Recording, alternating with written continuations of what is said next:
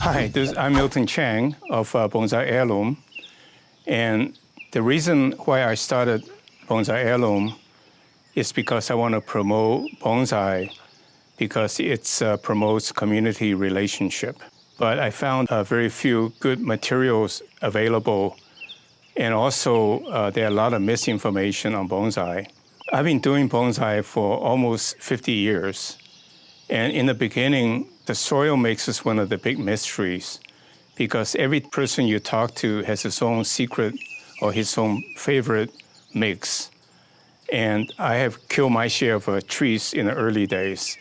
Now I have finally standardized in a mix that works really well for me. So I'd like to share that with you. So the basic components is sandy loam. There are various sandy loams that you can get from landscaping nurseries or suppliers.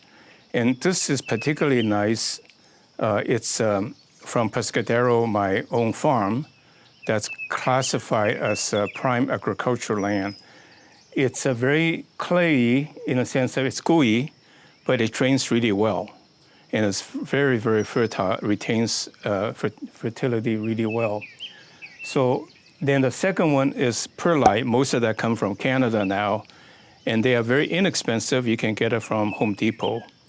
And that retains water and also provides some aeration. And that's used a lot in growing houseplants. And then this is perlite, and I should have gotten bigger ones because they do break down, become smaller and smaller pieces. But on the other hand, if you repot your bonsai 3 to 5 years each time, it really doesn't break down that much in that period. And then the last thing is vermiculite, which is expanded mica that absorbs a lot of water, something like 10 times its volume of water.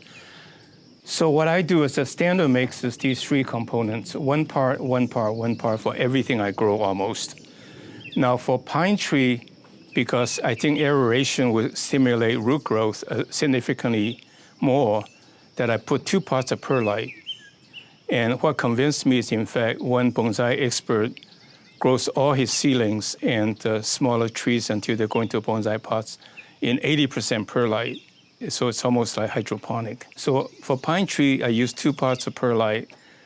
And for maple trees, I use 1 part perlite and half a part vermiculite for maple trees, Japanese maples, and elm trees, because they particularly like water that makes them grow fast. Now, I do not put slow-release fertilizer in the soil to start with because I don't want the tender roots to get root burn.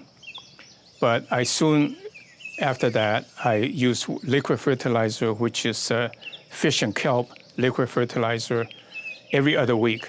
And the tree just grows really fast, grows a lot of greens.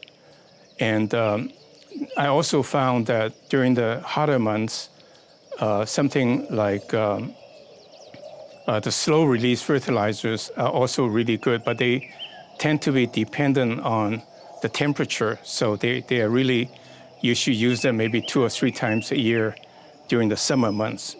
Now, what I do is that I take these mix, I put in a slightly stronger garbage bag, which is used for disposal machines. And I put them in here. And what you can do is to hold the top of the bag, leave it plenty of room, and shake it. That mixes it all together really, really well. Just a half a dozen shake or dozen shake will make it perfectly well. And then before you put it into the pot, try to get a bit out of into a small container and try to break up the soil because sometimes they are in lumps. But don't worry about it because the lumps makes the soil less homogeneous, which means it can retain water a little bit better as well. So the trees are very forgiving. They live in all kinds of environment for millions of years and they survive. So long as you keep in mind there are several things they need. They need water. If they dry out, they're done. So never let a tree dry out. They need soil to hold the tree in place. They need air, so you put vermiculite and perlite and speculum moss to give it a lot of air. And then you also put in vermiculite when you need to give it a little bit more water.